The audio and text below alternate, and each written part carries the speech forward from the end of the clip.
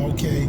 I'm going to attempt to do a book review and not really a book review. I'm going to do a commentary like I do all the time while using a book that I just read called The Destroyer. And I'm going to tag the author because I can't really say. This is Laval.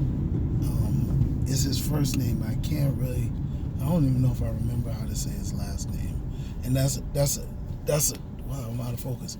That's not a diss because I'm going to give him props when I post this because I don't really want to make it about his story because I enjoyed the story. I thought it was a well thought out story. I think it was a good imaginative story. So I'm talking about The Destroyer. This comic book came out in February, graphic novel. It may have run all 2017, but it was put into a trade in 2018 in February, and I got it from the library. And I mean, I read a lot of comic books, and I need to read more books, but I read books too. And I don't blog about them. I write reviews every once in a while on Amazon. So this isn't something that I regularly do. But the reason why I'm doing it with this particular book is because it made me think of something that I always say. I'm doing this because I think this is a hidden gem, and I don't know why it did not. I don't know why they didn't. Well, I know why it didn't pick up. I know why it didn't succeed. Or I don't know how well it succeeded. Let me just say that. I personally feel it could be bigger and better. And it suffered from one of the things that I always talk about is important, and that is the title. I really think The Destroyer is a misleading title, is a wrong title. It doesn't do the story justice. It doesn't engage anybody, and it doesn't match the cover. Maybe the follow-up book could have been called The Destroyer. The Destroyer Cometh. All of that probably would have been better for the title and for the book. This book was all, and this is why I don't want to write a book review because I got to tell you a little bit about the story. And it's not going to tell you the story, but I got to spoil a little bit of it.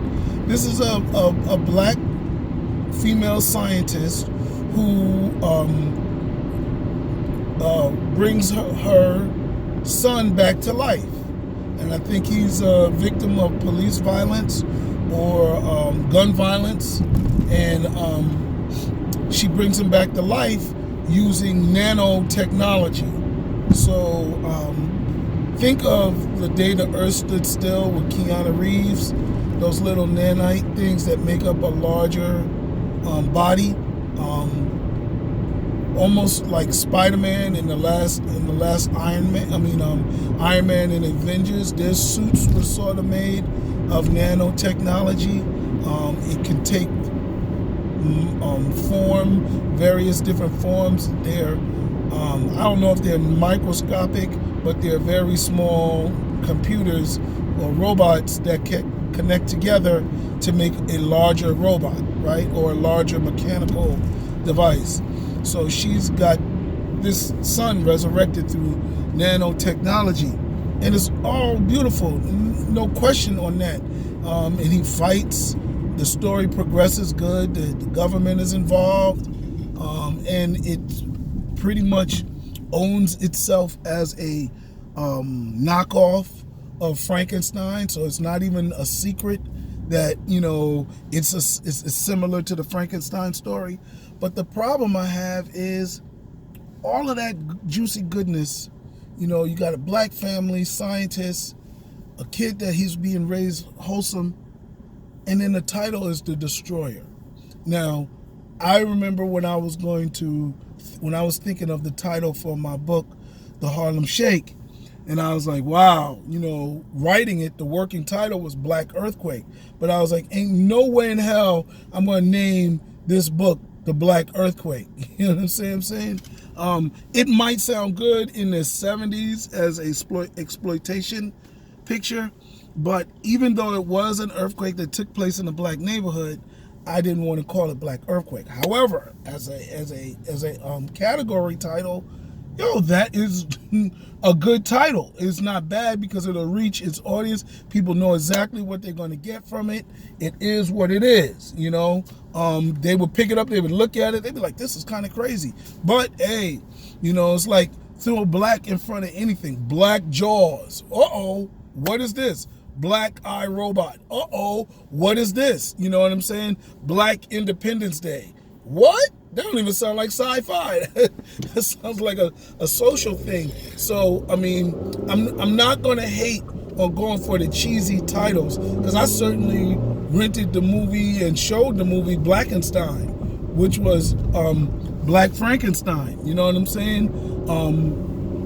But I don't know. I think, like the destroyer for a Black Frankenstein story. Come on, we've seen the movie I, Frankenstein, and that was trash. The movie was trash. The story was far-reaching and a real tried to put some type of legacy around the Frankenstein story, so it was bold in its attempt, but it owned Frankenstein. It came out I, Frankenstein. We was like, oh snap, this is gonna be good. But it was too, I don't know what went wrong with that, but I'm just saying, it used the Frankenstein element. This story was a retelling of the Frankenstein story, maybe urban. The family reminded me like a Black Lightning family. They did have no ratchetness in it, and it was in and out. It was a good story. It wasn't, to me, it wasn't great. I think it was safe. I think it played itself very safe.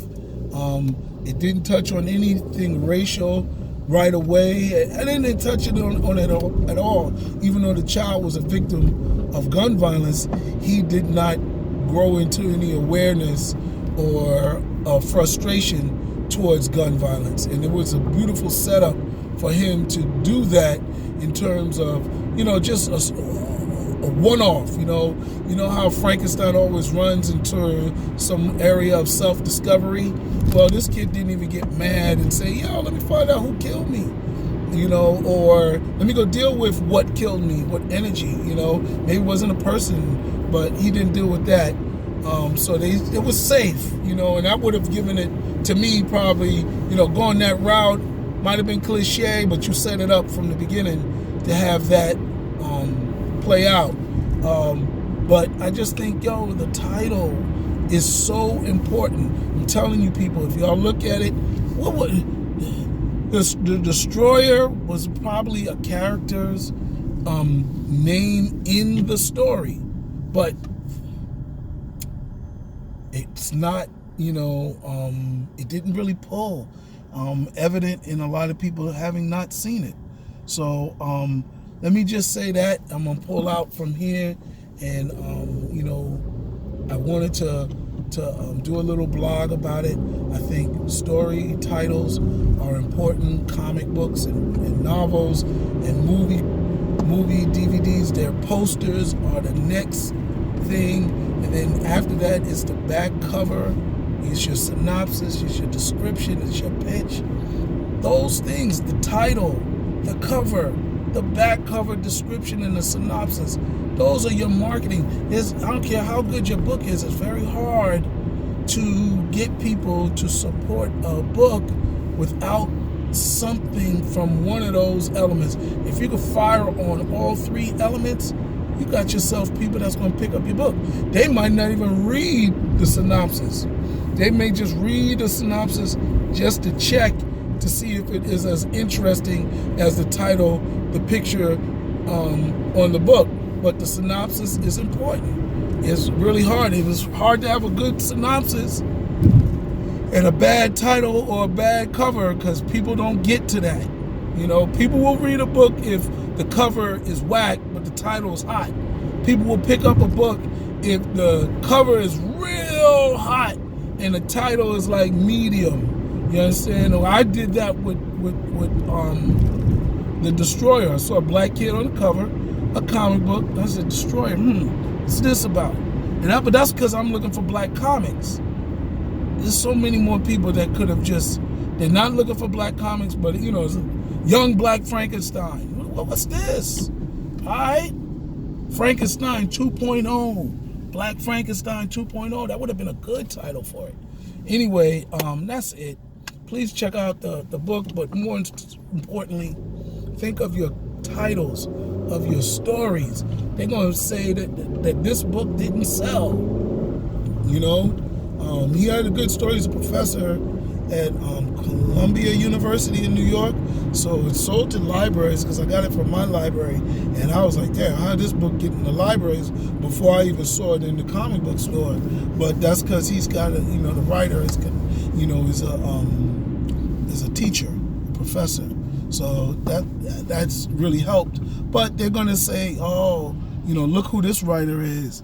You ain't nobody. What makes you think your black book is going to sell? And it would sell. His book would have sold if he had a better title. I know I would have bought it. I'm looking through previews all the time, and I didn't see that book in Boom Comics. So anyway, talk to you later. Peace.